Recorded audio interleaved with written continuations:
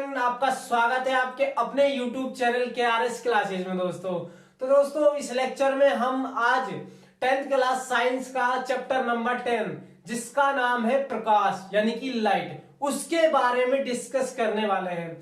तो दोस्तों प्राचीन काल से ही प्रकाश के बारे में चर्चाएं रही हैं कि प्रकाश होता क्या है और हमको कोई वस्तु किस तरीके से दिखाई देती है और हमारा संसार रंग बिरंगा किस तरीके से होता है, किस तरीके से दिखाई देता है। अगर माना जाए दोस्तों कि अगर पृथ्वी पर प्रकाश ही ना हो तो जीवन संभव नहीं है, क्योंकि प्रकाश की उपस्थिति में ही पेड़ पौधे अपना भोजन बनाते हैं और हम होते हैं जो पेड़ पौधों पर ही आश्रित होते हैं। ठीक है ना। तो प्रकाश नहीं रहेगा तो पेड़ पौधे अपना भोजन नहीं बना पाएंगे और हम भी जीवित नहीं रह पाएंगे। ठीक है ना दोस्तों। तो दोस्तों इस लेक्चर को स्टार्ट करते हैं। अगर वीडियो आपको अच्छी लगती है तो वीडियो को लाइक कीजिए और अपने इस चैनल को सब्सक्राइब जरूर कर देना। ठीक है दोस्तों। तो देखिए प्रकाश होता क्या है। मेनली प्रकाश ना हर एक वस्तु को दिखाने में सहायता प्रदान करता है, यानी कि एक कारण हो गया ना, एक रीजन है ना जिससे कोई वस्तु दिखाई दे रही है हमको। ठीक है ना। तो प्रकाश वह कारक होता है जिससे हम किसी वस्तु को देख पाए। ठीक है ना। तो डेफिनेशन देख लेते हैं। देखो, प्रकाश वह कारक है जो हमें वस्तुओं को दिखाने में सहायता प्रदान करता है। प्रकाश एक प्रकार की ऊर्जा का रूप है जिसके द्वैत प्रकृति होती है। जिसकी कैसी प्रकृति होती है? द्वैत। अब ये ऊर्जा का रूप क्या है और ये द्वैत प्रकृति क्या है? तो देखिए ऊर्जा का रूप आपने बचपन में देखा होगा कि आप एक लेंस लेते थे और प्रकाश की किरणों को इकट्ठा करके एक बिंदु पर डालने की कोशिश करते थे जहां पर कागज रखा हुआ होता था। ठीक है ना। तो आप देखते थे कुछ समय पश्चात वो जो कागज है हमारा ज्वलनशील यानी जलने लग जाता था। ठीक है ना। तो ताकत है प्रकाश में, ऊर्जा है, जब ही तो प्रकाश जलने लग गया है, सॉरी जब ही तो कागज जलने लग गया है। ठीक है ना। तो देखिए अब ये प्रकाश की प्रकृति द्वैत कैसी होती है। देखिए प्रकाश की द्वैत प्रकृति होती है वो कैसे होती है। एक तो होती है तरंग प्रकृति। ठीक है ना। अब ये तरंग प्रकृति कैसे होती है? जो प्रकाश है ना वो चलता किस तरीके से, हमारी पृथ्वी पर आता कैसे है, उसके बारे में देख रहे हैं। तो प्रकाश है जो दो तरीके से आता है। एक तो आता है तरंग के रूप में इस तरीके से, और एक आता है कण के रूप में यानी कि बंडलों के रूप में, पैकेटों के रूप में। ठीक है ना। तो देखिए प्रकाश जो बंडलों के रूप में आता है, आगे जाकर जब आप देखोगे बड़ी क्लासों में तो आप अच्छी तरीके से समझ जाओगे किस तरीके से प्रकाश आता है बंडलों के रूप में। ठीक है ना। तो आगे देखिए प्रकाश स्रोत या दीप्त पिंड क्या है। अब ये दीप्त पिंड और प्रकाश स्रोत क्या है? तो आपने दीप्त पिंड से नहीं समझ रहा जो चमकने वाला पिंड हो, या हम बोल सकते हैं ऐसा स्रोत जिससे हमको प्रकाश मिलता हो। नहीं आई बात समझ में? ऐसा स्रोत जिससे हमें प्रकाश मिलता हो क्या कहलाता है? दीप्त पिंड या प्रकाश स्रोत कहलाता है। क्लियर? आगे देखिए वह स्रोत जो प्रकाश का उत्सर्जन करते हैं प्रकाश स्रोत या दीप्त पिंड कहलाते हैं। ठीक है ना। जो मतलब प्रकाश को उत्पन्न करते हैं, जैसे बल्ब जलाया उससे प्रकाश निकलने लग गया तो कैसा पिंड कहलाएगा? वो दीप्त पिंड यानी चमकदार पिंड। अब जिससे चमक उत्पन्न होगी तो प्रकाश होगा ही उसमें। ठीक है। तो कौन कौन से एग्जांपल हो गए? वो सबसे बेस्ट एग्जांपल है सूर्य। ठीक है। उसके बाद बल्ब जो हम जलाते हैं हमारे घरों में। ठीक है ना। आगे देखिए अभी प्रकाश पुंज क्या है। ठीक है ना। अभी प्रकाश पुंज है क्या? तो देखिए किसी प्रकाश स्रोत से उत्सर्जित प्रकाश किरणों का समुदाय प्रकाश पुंज कहलाता है। अब देखिए कोई प्रकाश स्रोत है, मान लीजिए सूर्य ही है प्रकाश स्रोत। ठीक है ना। अब एक बात बताऊं, क्या प्रकाश इस सूर्य से एक ही किरण निकलती है? क्या नहीं निकलती ना। तो पूरे समुदाय के रूप में निकलती है ना, अनेकों किरणें, काफी किरणें निकलती है ना, उनका समुदाय होता है ना, उसी को बोलते हैं प्रकाश पुंज। यानी कि हमारा बल्ब होता है ऐसा थोड़ी सीधी रेखा में चल रहा है और एक ही बिंदु पर किरण डाल रहा है, बस ऐसा थोड़ी था। लेकिन जैसे ही हम कमरे में बल्ब जलाते हैं तो चारों तरफ उजाला हो जाता है। इसका मतलब क्या है? वो एक प्रकार का पुंज है, उससे अनेक किरणें निकल रही है। ठीक है ना। आगे देखिए अब प्रकाश किरण क्या है। ठीक है ना।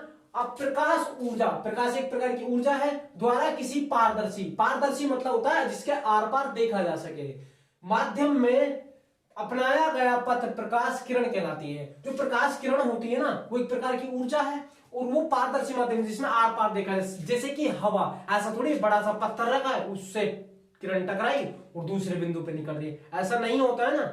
जैसे मार्कर है यहां पर किरण डाली और दूसरी साइड से निकल के भाग रही है, ऐसा नहीं होता है ना। तो पारदर्शी माध्यम होता है जिससे आर पार देखा जा सके, ठीक है ना। तो प्रकाश किरण कहलाती है। आई बात समझ में? आगे देखिए, प्रकाश किरण को एक सरल रेखा द्वारा दर्शाया जाता है। मतलब प्रकाश किरण होती है जो सरल रेखा में भी, सरल रेखा के रूप में भी हम इसको दर्शा सकते हैं इस तरीके से, ठीक है ना। आगे देखिए, प्रकाश का विवर्तन, ये थोड़ा इंपॉर्टेंट है दोस्तों, पूछा जाता है कई बार, ठीक है ना, ये थोड़ा इंपॉर्टेंट है। प्रकाश का विवर्तन होता क्या, देखिए मैं बता ही देता हूं आपको।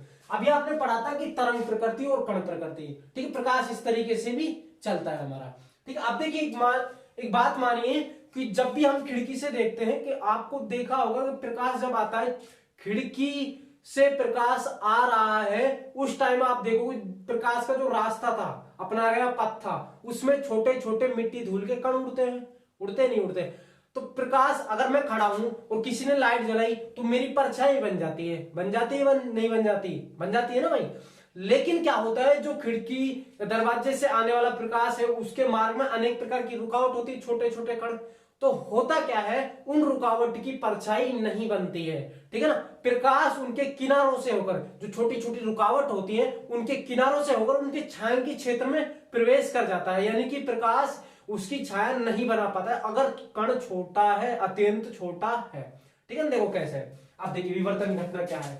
यदि प्रकाश के मार्ग में अत्यधिक छोटे आकार की रुकावट रख दी जाए, यानी कि अत्यधिक छोटे आकार की अगर रुकावट रख देंगे ना प्रकाश के मार्ग में, तो क्या होता है, जाए तो प्रकाश किरण रुकावट के किनारों से, रुकावट के किनारों से होकर छायांकित क्षेत्र में पहुंच जाती है, जहां पर छाया बननी चाहिए थी ना, तो वहां पर पहुंच जाती है प्रकाश की। इस घटना को प्रकाश का विवर्तन कहते हैं। तो दोस्तों इसको अच्छी तरीके से समझने के लिए इस चित्र के माध्यम से देखते हैं। देखिए मान लीजिए ये कोई स्रोत है, प्रकाश स्रोत, जिससे क्या है, प्रकाश की किरण आ रही है, ठीक है। इसके मार्ग में हमने रख दिया एक लेंस लगा दिया कि प्रकाश किरण बिल्कुल सीधी जा सके, ठीक है, फैले ना, ठीक है ना। अब क्या कर दिया, जब प्रकाश किरण ऐसे आ रही थी, ये ऐसे आ रही थी, तो हो क्या रहा था, यहां पर हमने एक छोटे आकार की रुकावट रख दी, क्या रख दी, रुकावट रख दी। अब हो क्या रहा था, अगर ये छोटे आकार की रुकावट रख दी है तो यहां पर परछाई बननी चाहिए थी, लेकिन ऐसा नहीं होता है। जो हमारा पर्यावरण होता है उसमें काफी मात्रा में धूल मिट्टी के कण मौजूद होते हैं। अगर ऐसा होता, अगर ये घटना ना होती प्रकाश के विवर्तन की, तो जो धरती होती है उसमें परछाई अंधेरा, हमेशा अंधेरा रहता, ठीक है ना। तो ऐसा नहीं होता है। होता क्या है, ये छोटी आकार की रुकावट रख दी, प्रकाश किरण जानी ऐसी चाहिए थी, लेकिन ऐसे नहीं जाती। वो क्या करती है, इसके किनारों से होती हुई कहां आ जाती है, छाया की क्षेत्र, यहाँ छाया बनती है ना इस कण की, तो यहाँ पर आ जाती है। आपको चित्र में क्या है, बड़ा दिख रहा होगा, ये जो रुकावट है बड़ी दिख रही, लेकिन एक्चुअल में छोटी है बहुत ही, जैसे मिट्टी धूल के छोटे छोटे कण, जैसे कोलाइडी कण होते हैं, ठीक है ना। तो यहाँ पर क्या है, प्रकाश किरण इनके किनारों से होती, यहाँ पर आ जाती है छायांकित क्षेत्र। इस प्रकार की घटना को क्या कहते हैं, प्रकाश का विवर्तन कहते हैं। आई होप दोस्तों यहां तक आपको अच्छी तरीके से समझ आया होगा। आगे चलते हैं, जो कि बहुत ही ज्यादा इंपॉर्टेंट है, हर बार पेपर में पूछा ही जाता है, या तो प्रकाश परावर्तन के नियम या प्रकाश परावर्तन किसे कहते हैं। तो देखिए ये इंपॉर्टेंट है, थोड़ा इंपॉर्टेंट है, बहुत ज्यादा इंपॉर्टेंट है, ठीक है।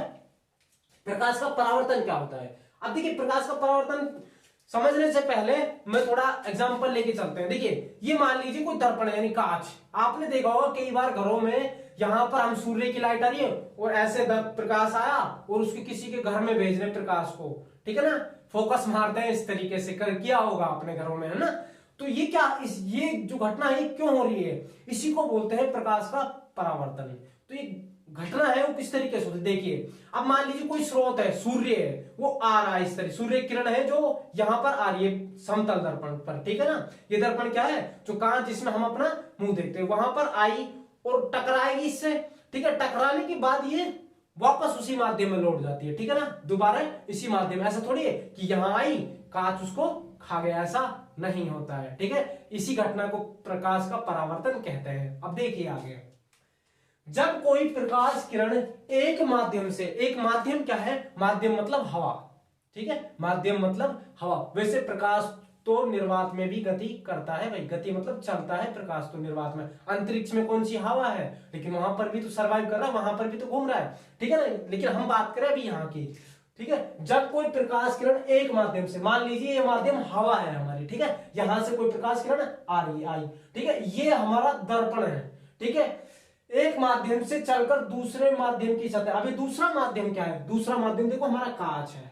ठीक है ना, कांच है, ठीक है, दूसरा माध्यम क्या हो गया, कांच है, माध्यम की सतह से टकराई, अब ये प्रकाश किरण आई और यहां पर इस कांच पर टकराई और क्या हुआ, वापस उसी माध्यम में लौट जाती है। अब देखिए वापस इसी माध्यम में क्या हुई है, लौट गई, ऐसे आई, मैंने जो रेड कलर है वो क्या है, आपतित किरण, जिसको क्या बोलेंगे, आपतित किरण, और इसको बोलेंगे परावर्तित किरण, परावर्तित मतलब लौटने वाली किरण, ठीक है ना। तो इस घटना को प्रकाश का परावर्तन कहते हैं। ये क्या है हमारा दर्पण।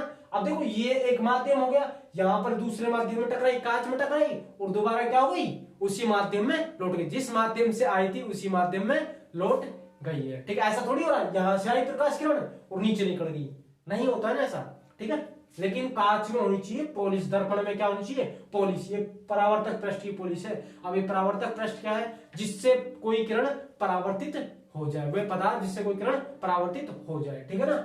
अब पढ़ेंगे जो कि ज्यादा ही इंपॉर्टेंट है, वेरी वेरी इंपॉर्टेंट, हर साल वेरी वेरी इंपॉर्टेंट, इससे क्वेश्चन पूछे ही जाते हैं कि प्रकाश के परावर्तन के नियम क्या है।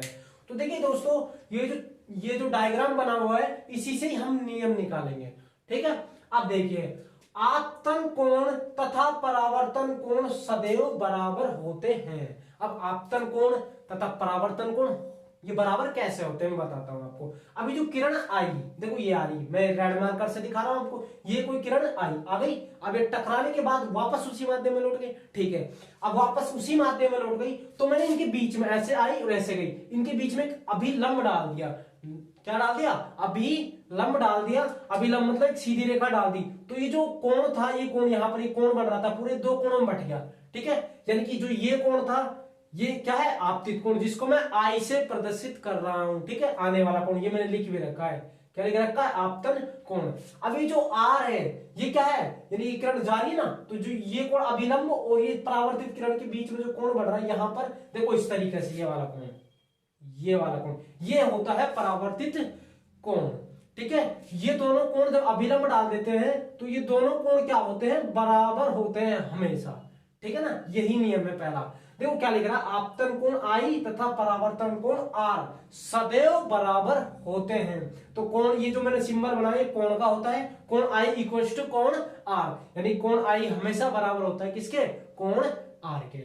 आगे देखिए, आपतित किरण, परावर्तित किरण तथा आपतन बिंदु और अभिलंब तीनों एक ही तल में होते हैं। एक बार फिर से देखिए, आपतित किरण यानी कि आने वाली किरण, ठीक है ना, परावर्तित किरण, ये परावर्तित किरण मतलब जाने वाली किरण, ठीक है ना, और आपतन बिंदु, आपतन बिंदु होता क्या है, जहां पर ये आपतित किरण टकराई और टकराने के बाद लौट गई, जो ये बिंदु है ना, ये वाला बिंदु, ये होता है आपतन बिंदु, ठीक है ना। अभिलंब तीनों एक ही तल में होते हैं, ये अभिलंब डाल दिया हमने, ये डाल दिया, ये तीनों एक ही तल में ना, एक ही जगह में है ना। ऐसा थोड़ी हो रहा है कि यहां पर, यहां से प्रकाश किरण आ रही है और निकल यहां से रही है और अभिलंब कहीं और रह रहा है, ऐसा थोड़ी होता है। ये तीनों क्या होते हैं, एक ही तल में होते हैं। तो आई होप ये नियम भी आपको समझ आया होगा।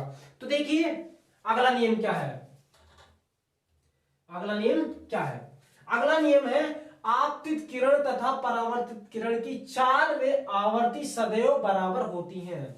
तो देखिए आपतित किरण और परावर्तित किरण, इनकी जो चाल है ना वो क्या होती है, हमेशा बराबर होती है। देखिए कैसा है, अब ये किरण ये कुछ स्पीड से आ रही है, ठीक है ना, आई, ये से टकराई और बिल्कुल धीरे धीरे धीरे धीरे जा रही है, ऐसा नहीं होता है। जिस स्पीड से आएगी वो टकराने के बाद भी उसी स्पीड से ये वापस लौट जाएगी, ठीक है ना। और क्या होता है, इसकी जो आवर्ती होती है वो सदैव बराबर होती है। मैंने आवर्ती आपको बताया था कि आवर्ती ऐसे चलती है, तो ऐसे ही जाने वाली किरण की आवर्ती रहेगी, ना कि ऐसी हो जाएगी। कैसी, देखिए अब आने वाली किरण की क्या थी आवर्ती, ऐसे चल रही थी आने वाली किरण की, लेकिन जाने वाली किरण की हो सकता है इसकी आवर्ती क्या हो जाए, घट जाए, इस तरीके से चलने लग जाए, लेकिन ऐसा नहीं होता है। जैसी इसकी आवर्ती थी वैसे ही जाने वाली किरण की आवर्ती रहेगी।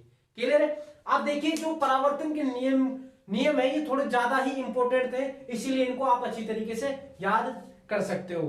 ठीक है ना। अब देखिए अगले जो लेक्चर होगा, जो अगला लेक्चर होगा उसमें हम परावर्तन के प्रकार पढ़ने वाले हैं कि, ठीक है ना। तो आई होप दोस्तों ये लेक्चर आपको समझ आया होगा। अगर ये वीडियो आपको अच्छी लगी तो इस वीडियो को लाइक कीजिए और अपने दोस्तों के साथ शेयर कर दीजिए और अपने इस प्यारे से चैनल को सब्सक्राइब जरूर कर देना। ठीक है ना। तो मिलते हैं next video. Bye bye, take care.